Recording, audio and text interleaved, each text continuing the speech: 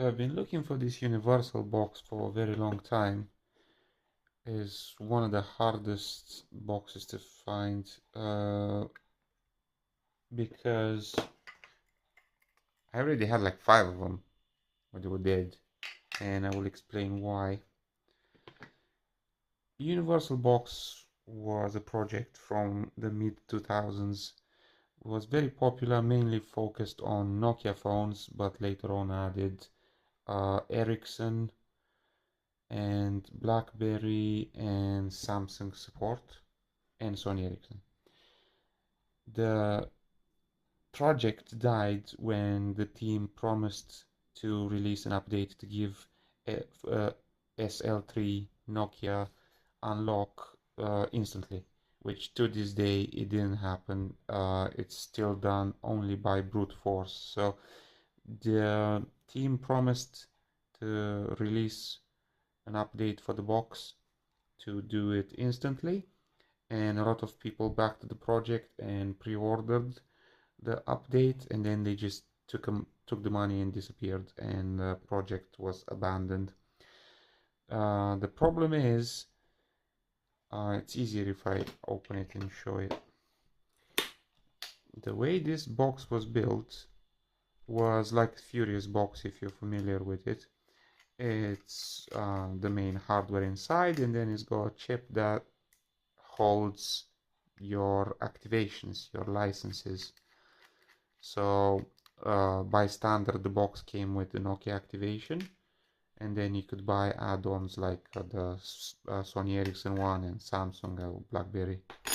And when you bought the activation, you would get an algorithm file transferred onto your box. So when you try to use the software for, let's say, for Sony Ericsson, the program will check if your box has that algorithm transferred onto it, and if it doesn't, it's not going to allow you to use the program. The problem is the activations were put on this Dallas chip here, and you see this little battery here, 3-volt CMOS battery. This is the only thing keeping the information on this chip, because the chip is like a RAM chip, so the minute power is disconnected, it wipes anything that's on it. This wasn't an issue while the project was alive, because you could easily just sync with the server and it will put the latest version of the algorithms on your chip and you're good to go. So if this battery ran out, you pop it out, put a new one in, sync with the server, you're good to go. But the server has been dead for like 10 years so or more, and these batteries are only supposed to last 10 years. So if your battery dies, this becomes absolutely useless. You can't do anything at all. You not even use it as like a universal interface to connect phones to your computer. Nothing. This is absolutely useless. So over the years I bought, I think I had like 5 or 6 of these. All of them were dead. The first one I had was good, and I tried to replace this battery to prevent it from dying, but you have to replace the battery without disconnecting power to the Dallas chip. And I must have touched something on the board, because power was probably interrupted for like a split second and completely wiped the chip. So that became useless. So since then I've been looking for replacement. All of them were dead. Finally found one that is alive, and I will show you how it works in a second on the computer. So I'm gonna demonstrate unlocking this. What is this? 6310 Nokia. Got the cable here. This uses the same cables as UFS or JAF box. The port is RJ48, so it's 10 pins in there, but they're not all used, so only the middle 8 used. So if you want to use for, let's say for Ericsson, if you want to use your C2 cables or whatever cable, universal cables you may have, you can just make an adapter and plug them in there and it will work. So let's turn the computer on and have a look at the software. Alright, so let's plug the box in. This power plug here is only necessary for calibrating the box. So if it's the first time you connect the box to your computer, it may ask you to calibrate it. So it's you can see the middle pin is positive, outside is negative. It's 12 volts this, but it doesn't, you don't need it to operate the box after that. So plug in the USB. There's power, data and error LEDs there. So let's take this phone, connect the cable and plug it in like so. Alright, so let's start the program.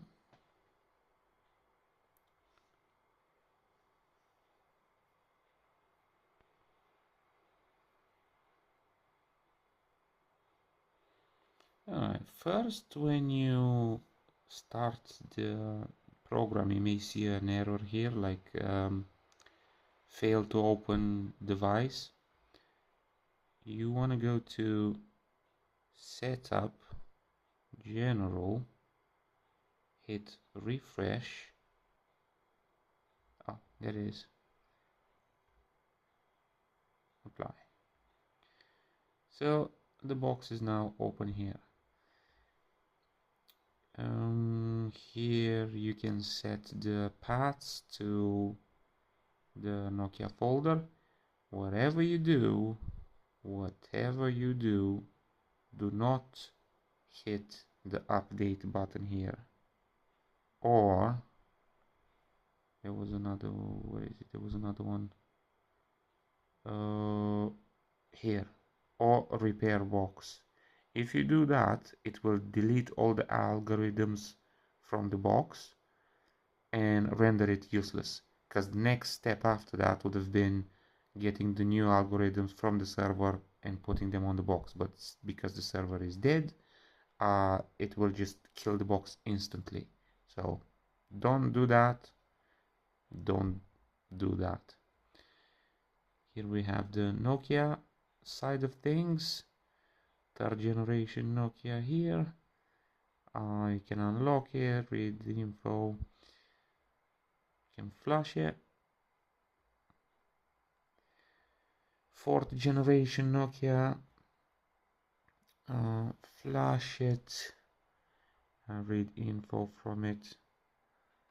Let's see if we can read the information of this one.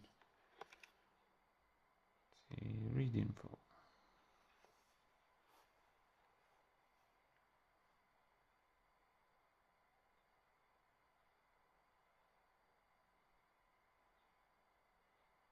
Phone goes into local mode here, and now you see all the info about it. Right, and to unlock it you go to lock manage and just click unlock.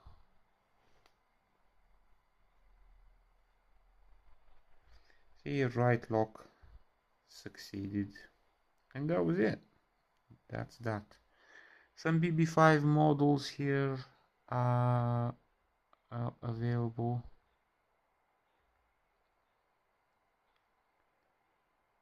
Yeah, that's good. This box is very sought after because it can change the serial number of fourth generation Nokias. Some other boxes like JAF or UFS can do it, but only for some models or some versions of some software versions, but this can patch any software version and change the serial number. So people will look for this box, but as I said, it's very hard to find. Yeah, here. And here you got the Ericsson models. This is the classic Ericsson ones. This is the new ones here. A2 platform. These are like the latest Sony Ericssons. And S1. And the Xperia. We're going into like smartphone territory. The problem is if you try to do any operation here, my box only has the Nokia activation on it. So if you want to do that, say clear user code. It will say no available MCU algorithm. So it doesn't have the activation on it, can't be used. Same for BlackBerry and LG. And same for Siemens and Samsung. So only Nokia will work, but that's good enough for me. So yeah, that's pretty much it. And yeah, this Nokia is unlocked now. I will try and change the battery, and hopefully I don't kill this one. But I wanted to make a video before I try that, just in case that one dies. At least I filmed it and it's cataloged, and people can see what this was about before it completely disappears from the face of the earth. It was also the UniversalBox extended program, which was released later on. But for this you had the UniversalBox pin finder. I don't have it, but it looked like this. And you would plug that into your UniversalBox, so it was an extension of it. So it came between your phone and UniversalBox.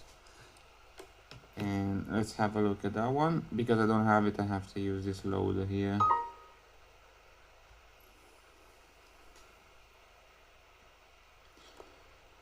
You have to have the UniversalBox connected. It was able to do Chinese phones, MTK, Speedtrum. So same as GPG, Dragon, Miracle Box, and all of those for Chinese phones.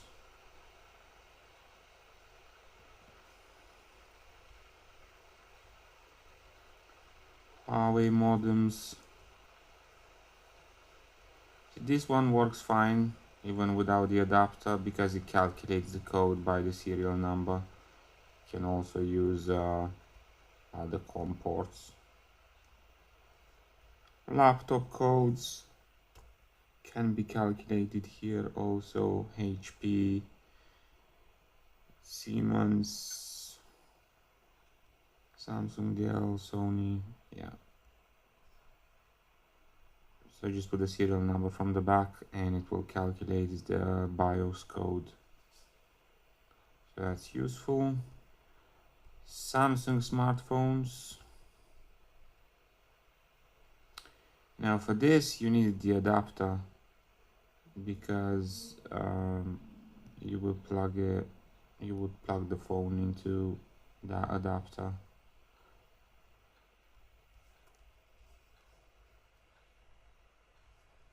And ZTE modems, same. You would need the adapter, I think, for that. I'm not sure. ZTE phones, these can be calculated, works fine. Alcatel, see, I don't have the security files for these models. You can read it from the phone, right? Because to calculate the code, you need the security file here. You can read it from the phone, but for that you need that adapter that I mentioned earlier. Or if you already have the security files, you can generate it without the adapter. Supports a few models here, quite a few. Samsung, these do not work without the adapter because they go over the RJ45 cable. So I tried to connect some of these, but it didn't work.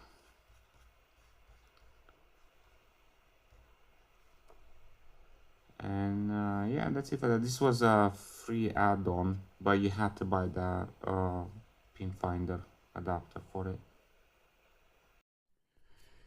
Okay, so let's replace the battery inside of this one without killing it. You will need two CR2032 batteries, tabbed, ideally isolated like this. I only had one of these, so I'm going to use this as a temporary one. You will need two of these, a BAT54 diode. This is a SMD one. So got your multimeter. So let's check the batteries first, make sure they're good and fresh. Should see about 3.2 volts.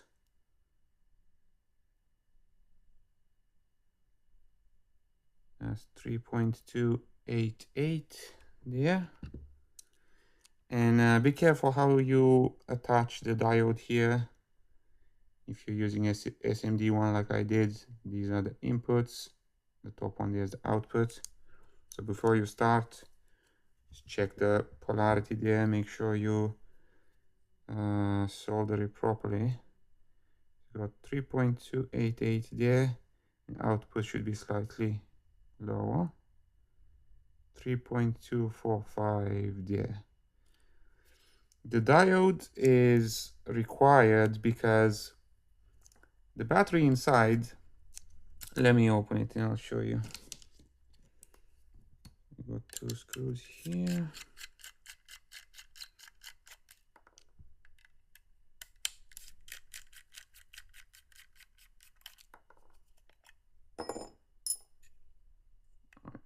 Make sure you place this on a non-conductive surface. You don't want anything shorting here because that will kill the device. So this is the battery that needs replacing. So let's check the voltage on that one. So that's 3.097. It's almost dead. Anything under 3 volts, the information is lost from this Dallas chip. This is what holds the SMCU. So without the information on this, the device is dead. It loses the SMCU and will no longer work. So the reason for the diode is if you connect a temporary battery directly in parallel with this, these are not rechargeable, right? But because the voltage of this one will be higher than this, they will try to balance the voltage, and this will create a power surge, and both the cells will drop in voltage fast, and you will lose the information of the Dallas chip. So that's where the diode comes in. It only puts out voltage, and it will keep the Dallas chip going while not dropping voltage on this one, which is what you want. So the order in which you connect and disconnect these cells is very important. So let's begin. Got a soldering iron there. This is the positive trace of the battery, which goes to the Dallas chip. So we'll make a scratch here, just to expose the trace a little bit, but not too hard. You don't want to break this trace because that's going to cut voltage to the Dallas chip. So just scratch the surface just a little bit to expose the metal underneath, but not too hard so you break it. So that's enough there. First, you need to connect the negative pole of this battery. So that is ground. You could connect it here, but it's such a big surface, it's going to be hard to solder. So I recommend you solder it to the ground leg of the USB port here, which is that one there, the lower one. So let's solder that one in first.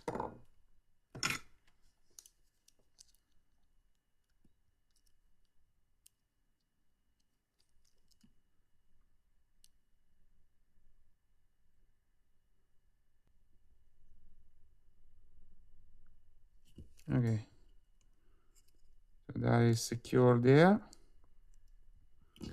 Then you will connect the positive one to this place here, this scratch here that we made earlier. Be careful not to touch anything else.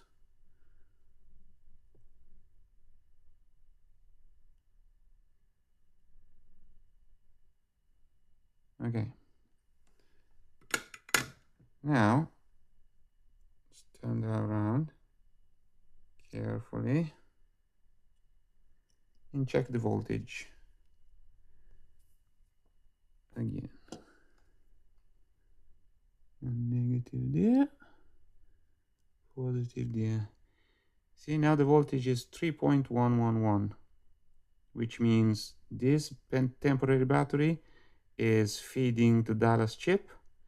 So now it is safe to remove the old cell without losing power. Okay. Now, the order in which you disconnect the old battery is also important. First, you cut the negative leg, which is that one there. Use some flat pliers. Be careful not to short it with the top of the battery. So very carefully cut the negative leg, like that. You lift the battery. Let's check again. Go positive there. 3.222. So the old battery is disconnected. The temporary battery is still supplying voltage, which is what we need.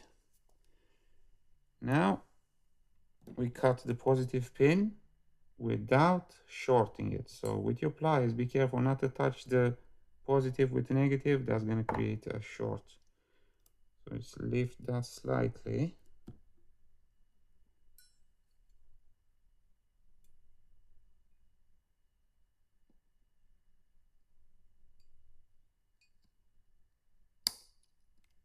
And that is out. Okay.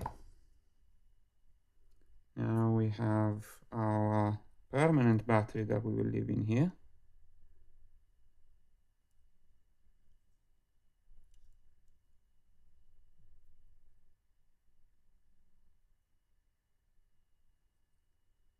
First we attach the negative leg.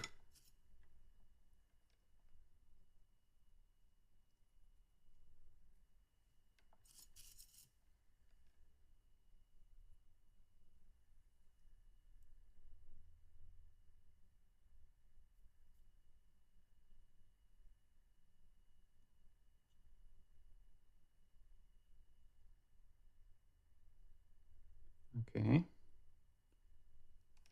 Now we do the positive one.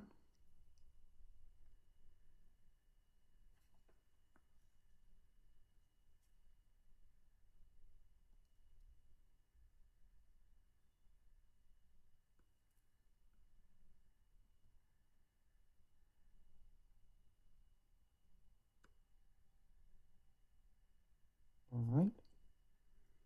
That is secure there. Okay. Now we disconnect the temporary battery, and the order is also important. So first we remove the positive pin,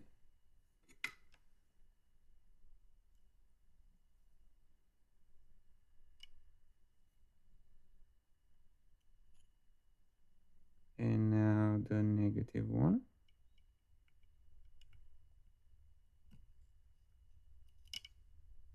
Okay.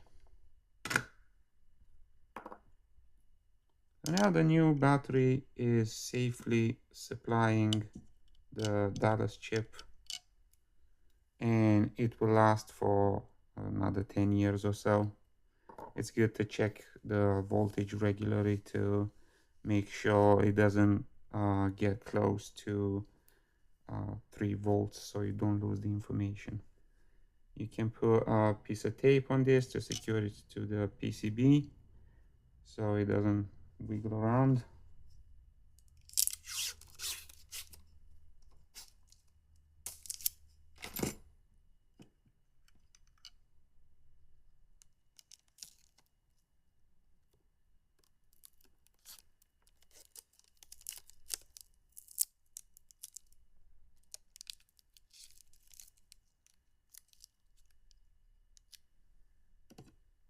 And carefully put it back in.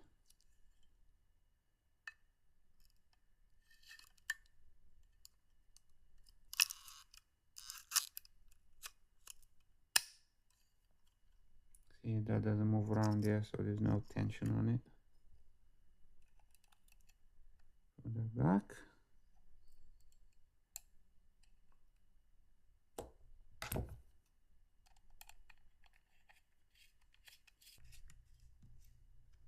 Remember, this operation is very risky and you may kill your device, so be prepared for that.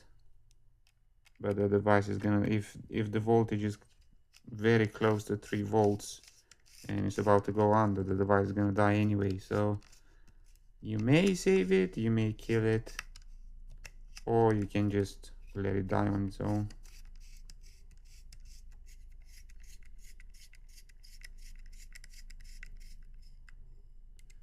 Now let's plug it in and see if it still works.